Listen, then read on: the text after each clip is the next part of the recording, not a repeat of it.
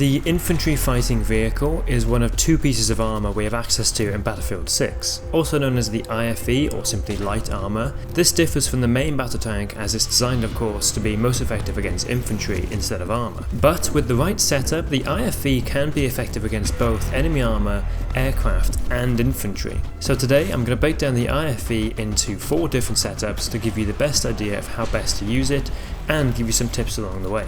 To start with, you'll create the best overall setup. This is the setup I would recommend using the most, as it covers all the bases without falling down in any certain area. I like to use the high explosive primary due to its effectiveness against both armour and infantry, and of course because it is the default primary, meaning all players have access to it immediately. Then, for the secondary, it's really hard not to choose the aim guided missile, a powerful anti-vehicle missile that can be used against infantry in a pinch. The missile is guided by the IFV's crosshair, meaning if you can guide it to the tank or to the enemy, it will reach it. Experienced players could even use it to shoot an aircraft or around corners or over hills. It also means that if you have an idea of where somebody is, even through smoke you can still aim at them and possibly hit them. Then for the first equipment, I tend to stick with the smoke generator or the thermal blocking smoke. Both of these achieve the same objective of obscuring the IFV and disrupting lock-on, but the smoke generator is a much thicker cloud of smoke blocking your line of sight, while the thermal blocking smoke is thinner,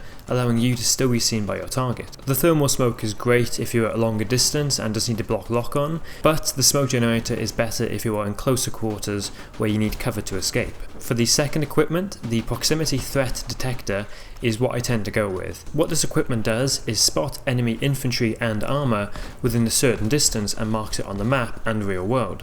Although this only works when activated, there isn't really a downside to this equipment compared to the other choice for the IFV. Then for the upgrade, I prefer to use the reinforced plating, which lowers your speed but does improve resistance to all armour. This is my go-to for this overall setup as it's most useful for surviving RPG fire and tank fire. The other option is field maintenance.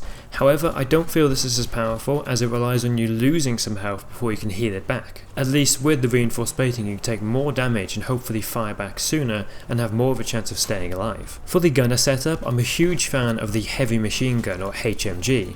I'd probably recommend it on all setups as it's more accurate than the LMG and deals more damage to infantry and some light vehicles, but the HMG and LMG are pretty much interchangeable, so it's personal preference. Unfortunately for the gunner, that is the only customization option we have right now, although you do also have the target designator and the smoke wall, which are effective tools. There is no options to customize these. So moving on, the IFV is named because of its effectiveness against infantry, so now we're going to look at the best infantry killer setup. For the primary, it's rather obvious which is best, and that is the anti-personnel rounds. Firing almost like a giant shotgun, these are super effective if you can land a clean hit. However, they can be quite inaccurate and are very ineffective against armour. This is where the standard issue high explosive rounds are more effective, so it comes down to personal choice and maybe how much armour is currently on the map. Then for the secondary, I like to use the light rockets. Although they have a very low ammo capacity, they are surprisingly powerful and give you some way of defending yourself against heavy armour and other IFVs, as well as destroying cover. For the first gadget, when fighting against infantry you'll typically be in closer engagements with not a lot of cover. This makes retreating especially useful, and for that the smoke generator is perfect. The large plume of smoke that is emitted will allow you to escape and back out of tense engagements, so you can repair and then re-engage once you're ready to go. For the second equipment, the proximity threat detector is again the most useful in close quarters, as it not only paints targets for you but also allows your IFV to act like a mobile spot beacon for the whole team. Then, for the field upgrade, I would recommend the systems upgrade, as it increases the cooldown speed of the first equipment and increases the range and duration of the second equipment, essentially allowing you to generate smoke sooner and boosting the effectiveness of the threat detector. This will allow you to be more effective as that mobile spot beacon, and so you can retreat sooner but also get back in the fight sooner because the smoke is now regenerated. And then for the gunner, I would recommend the HMG again, but of course the LMG and HMG are interchangeable. When you are going around the battlefield, you will of course run into main battle tanks or MBTs, especially on some of the larger maps, so to counter this you'll want a setup that can take on any tank. For me, the best way to use the IFV versus the tanks is to stay mobile and flank them to deal more damage at the rear and sides. Seeing as you can fire 12 rounds in one go with the IFV versus firing one tank shell before reloading with the main battle tank, it does give you the effectiveness of just getting more fire down range. For this exact situation, you have the armor piercing rounds, which deal an increased damage to heavy armor with a reduced effectiveness against infantry. But of course, this is a tank killer setup, so we're not interested in effectiveness against infantry. The best secondary is between the lock guided missile and the aim guided missile, but it ends up being a clear win for the aim guided missile, simply due to the fact that you don't require any kind of lock-on to hit a target.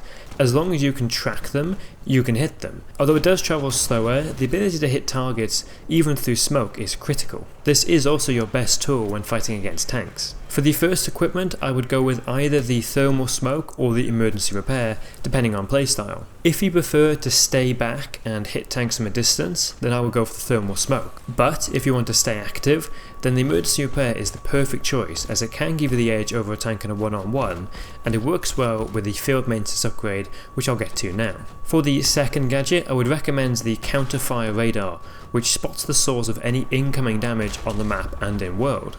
As this setup is more focused on either hitting tanks from afar or getting close up using the IFV's agility, that makes the threat detector obsolete. Using the counter-fire radar is effective, especially if you have smoke active or if you're trying to engage a further target.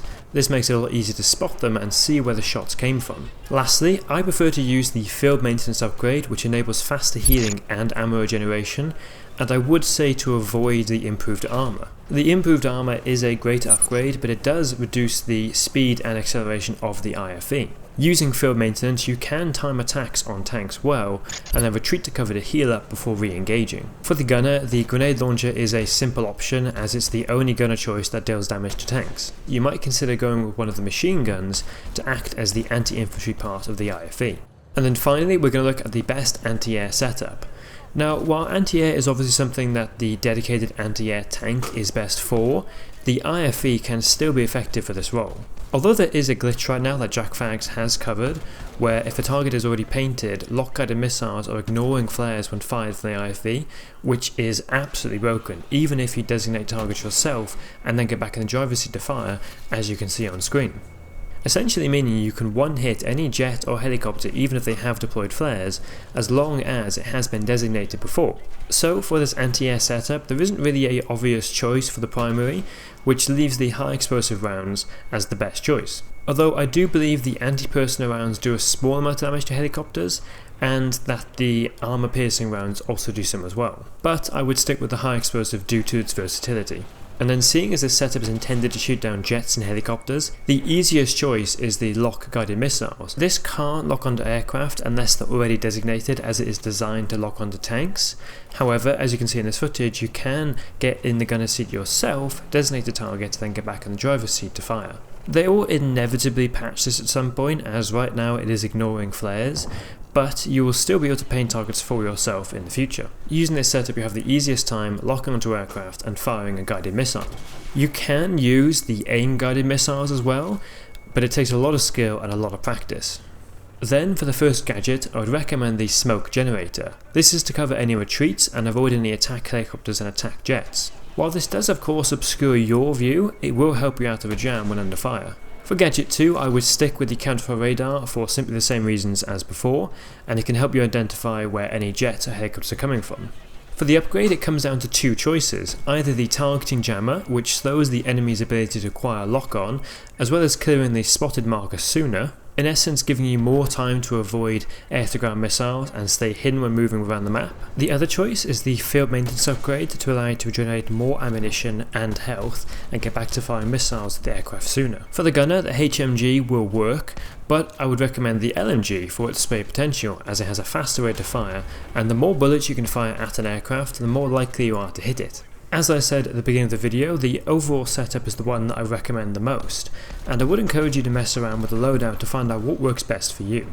You can see throughout the video I can use the IFV in this setup in a variety of ways, engaging close up with infantry or from a distance with other vehicles, and that's what makes the overall setup so effective, as it's able to change and adapt to any situation and fight against multiple different enemies. That being said, I do think the anti-infantry setup is a huge amount of fun in the right situation.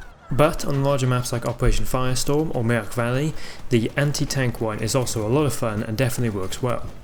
Overall for me, the IFV is the most exciting and enjoyable vehicle in the game. It's an incredibly adaptable and versatile vehicle, making it perfect for switching between any of these situations, and its speed compared to the tanks makes it a lot of fun to use. So what do you think of the IFV? What setups do you use, and what bits of advice do you have for players looking to use the vehicle? Let me know down below in the comments. So thank you for watching, don't forget to like, share and subscribe, your support is always welcome, and I'll see you on the next one.